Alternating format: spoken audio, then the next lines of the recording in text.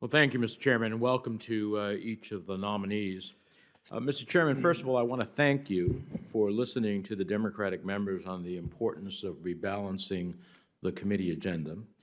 We urge you to shift away from a nominations-only approach and to rejuvenate the committee's policy and oversight focus. The fact that you finally appear to have secured Secretary Pompeo's testimony in particular is a solid step in the right direction.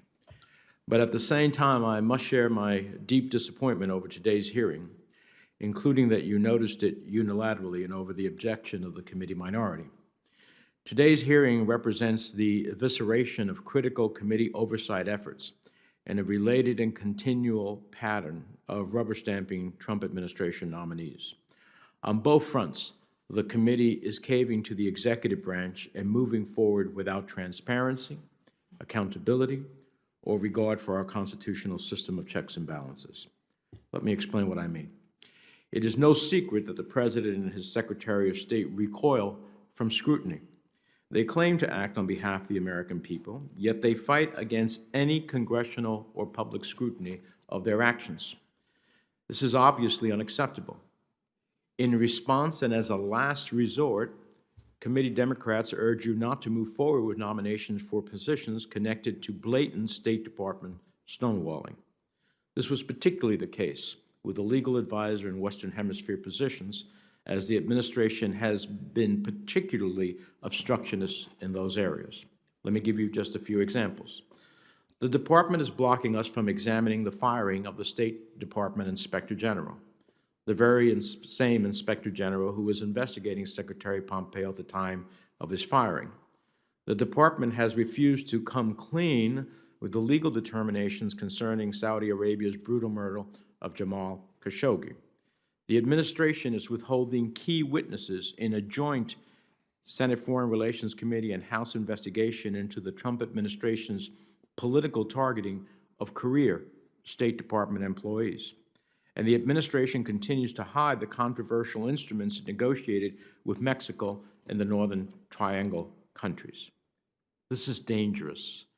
Bad things happen when there is no transparency, no accountability, no oversight. We have seen it time and again with this administration.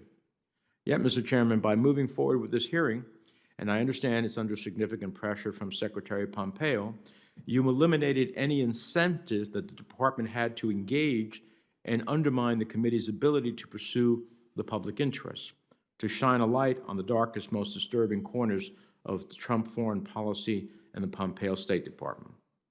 A separate but related problem is the refusal of the administration and some nominees to cooperate on vetting matters. This problem is front and center with Mr. Billingslea. He has simply not come clean about his involvement in Bush-era torture programs, claiming over and over again that he never advocated for torture. The problem is that's just not true.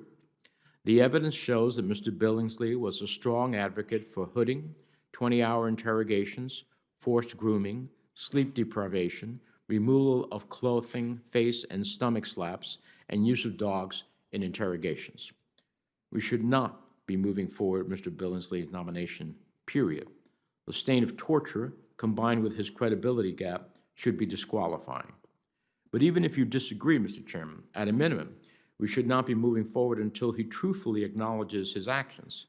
But here he is before us today, so what incentives does he have left to come clean with us? And it's not just Mr. Billingslea. We have seen it multiple times over the last 2 years. Michael Pack, Darrell Issa, Doug Manchester, and so on. So, Mr. Chairman, I'm deeply dismayed at what this hearing represents. If we are truly a co-equal branch of government, we have to act like it. On behalf of the American people, we have to rebalance our relationship with the executive branch, regardless of which party is in the White House. Our relevance depends on it, and I hope we can move forward in the future in a different direction. Finally, a word to the nominees, in particular, Ambassadors Mahoney and Trujillo. I'm a huge believer, spent my whole life, in public service, and I have the greatest respect for our career diplomatic and development professionals. I also believe that service as a political appointee is a noble calling and essential to our system. Until this moment, I would have never questioned anyone's decision to serve in a political capacity in any administration, Democratic or Republican. But I'm honestly perplexed as to why you're pursuing these nominations. They're great jobs and honorable ones under normal circumstances, but nothing about this moment and this administration is normal. We have a president who seeks to divide us domestically, that attacks our allies and coddles our enemies, and we have a Secretary of State that enables him. And this is not the beginning of the administration. We all know its ugliness, its incompetence, and its lawlessness.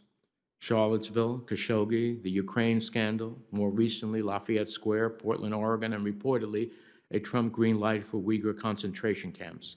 There is no bottom. I don't understand why you're signing on to such a tour. I can't imagine that you'll be proud of what you're going to have to advocate for. So why do you want to own it? I think it's past time for the senior political leadership in this country to stand up and say, enough, this isn't right, and I don't want to be a part of it. We have to ask ourselves that question, and I hope you'll reflect on it urgently. Thank you, Mr. Chairman.